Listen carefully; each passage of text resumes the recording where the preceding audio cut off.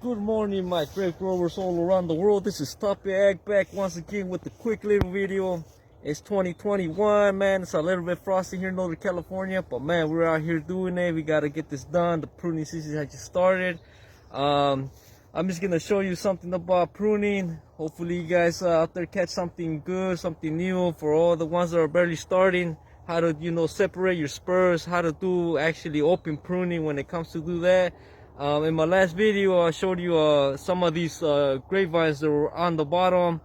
I'm doing it by sections. I cannot do the whole thing at once because it's too much work. And if you try to do that, I won't be able to finish to tie everything up on the top wire. How you see down here on the bottom. Remember, this is not really good because it's about a knee high. So when it's a knee high, you got all this grass growing and stuff during the summer and things like that. That's not good. But because we cannot do all the work at once, what we're gonna do is do a clean pruning and try to keep everything clean as much as possible. That way you can prevent the mildew and all this fungus catching up on your cluster, especially on your leaves.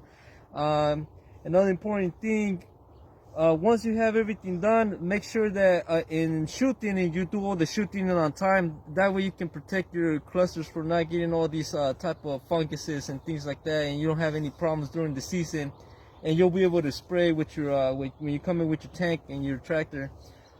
So for today, we're gonna show you a little bit of pruning. We're gonna do this vine. Now, last year, this vine didn't really have any options like you see right now with the spurs. It had a lot of things going on in the middle. It wasn't hand space. Now, last year when I came to fix it, it was kind of like an emergency type of thing. So I had to choose the best cordons, the best wood to have everything in position for this year, so I can do the pruning. So now if you take a look real close, it's a hand space. I left it a hand space from last year. You see a hand space right here, a hand space over here, and you got 1, 2, 3, 4, 5 spurs from last year that it gave me 2 shoots. Now these 2 shoots are good quality wood that came out from last year today. This is the type of wood that you really want to make sure that you can actually make, because when it has nice mature wood, it's strong. It lets you know that it's going to be able to handle 2 clusters or 4 clusters depending on how thick is your wood. But now the important thing about the pruning here, it's always 2 buns at the eye side. So when you come do the pruning, make sure when you see the buns, you'll see them right away. There's 1 and 2.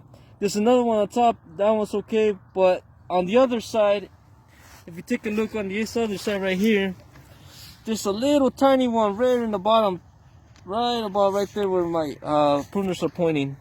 See if you can see it a little bit. You can take a look. All right. So that little bun is really tiny. Do not count it because it might not make it, and if it does, what happens is it'll grow crooked, and you don't want that, that shoot to come out crooked, because then they won't hop onto the wire perfectly. So now I'm gonna prune it real quick. I'm gonna do it slow, that way you guys can see what I'm doing, and this is gonna be the final job when it's done.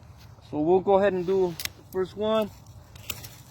Make sure always clean everything. Don't leave all the whiskers, all those branches that are on the bottom too.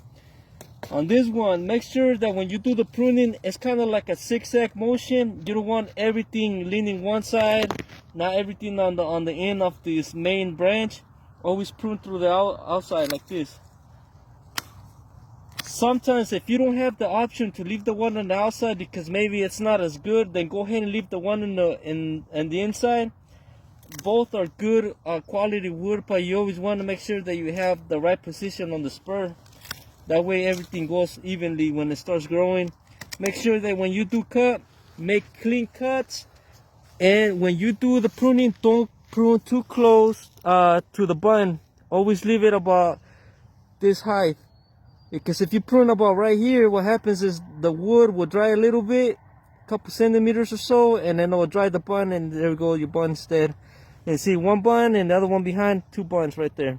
There's one right here in the very bottom. That's what we call it in Spanish, the blind button, el ciego. You don't want that because that one will not make it, and if it does, it will grow crooked. Now let's move on to this over here. You got these ones going. This is a perfect one right here, better precision. We'll keep it.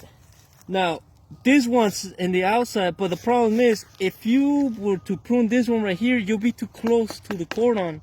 And every year that you come to prune, you have troubles that you start hitting the actual main branch or the main cord on the arm, and you don't want to be doing that, because when you cut it, you're going to be damaging and making cuts on the main arm, and that's not good, because then what happens, you'll get a bunch of diseases on it, you know, or get infected and things like that. So you got to be aware that, and this is the problem when you have vines that are too low to the ground. When you do this kind of prunings, because you still have wounds, what happens, you know, the water's hitting the ground, things like that, it starts getting maybe a little bit of dirt or things. That's where the infections come in. So that's why it's important to have your vines on the top wire. For this year, we're just gonna do our best to keep everything clean as much as possible. I mean, rains are gonna come in and all that stuff, but for the following years, everything's gonna come up onto the wire like on my other video that I was showing you. So here we go. We're gonna keep doing this one. We'll prune that one. This nice, perfect one. It's straight. Boom. Now we go over here. These two right here could have been perfect to throw on the wire, but because we don't have enough time to do all the tying and things like that for this year, we're just gonna go ahead and leave this one for an option, because next year's gonna regrow. Once I come and I see it, I'm gonna actually throw it on the wire. For this year, we're just gonna do this first.